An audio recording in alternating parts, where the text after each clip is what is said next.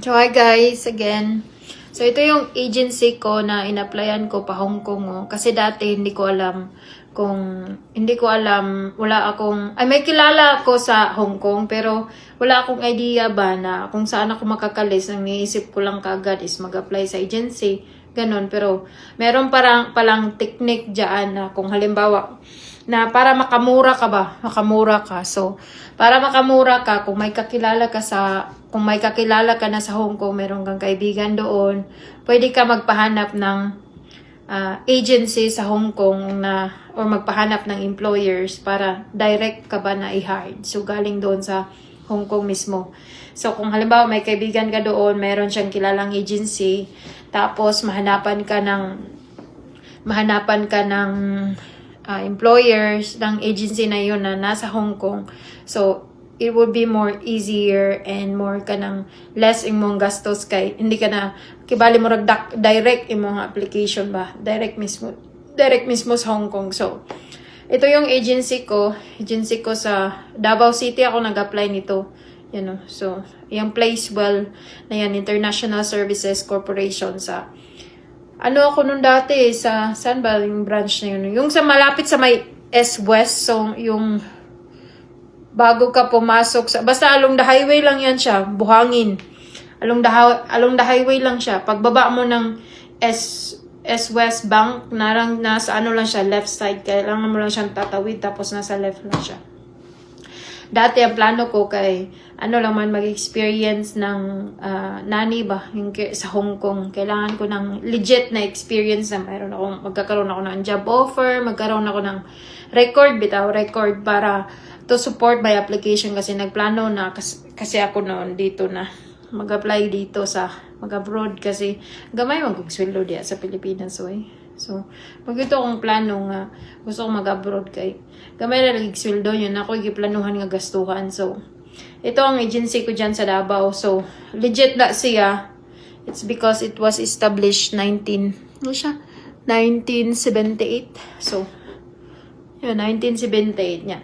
Nana siya malaking, meron na siyang malaking, anong tawag dito, meron siyang malaking agency sa Manila.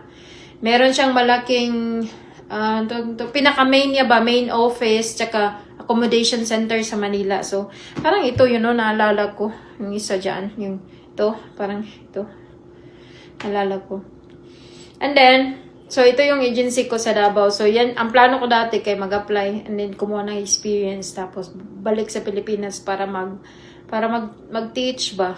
Para nagplano lagi ko nga mga-apply o kaning para sa ng Canada, para sa ng US or good. But I don't want, dili ko gusto nga makautang og dako. So, dili ko ganahan ng utang-utang jud. So, mao to, nag-apply na lang kog Hong Kong. So, nag-apply kog ani nga agency sa Davao and then, so, after graduation sa college, nagbiyahe din ko sa Davao kay nag-apply ko og kanang pagka-call center agent sa VXI katong nakita ninyo ganina sa VXI. And then so while nagtrabaho sa VXI, nag-enroll ko caregiver course sa St. Alban. So after na ko kanang nearly matapos na ang akong nagtrabaho ko sa VXI, mga 9 months lang kay nakuha naman kong graduate naman kong caregiver. Tapos human ako sa OJT, sa childcare OJT o sa elderly gani nga OJT, duha may OJT. So nag-apply na dayon ko ani na agency. So pag-apply ni agency, na-hire ko dayon murag 1 week ra pud to. Pag-apply na ako kay na-hire ko dayon and then yun. Samok to sa Hong Kong before kay nato siya murag protest. Tapos kay nagka-COVID man, so na-lockdown ko sa Hong Kong. So gipasagdana lang po na ako dito. So this is for you, to help for you nga kanang unsa man imong agency nga imong applyan nga.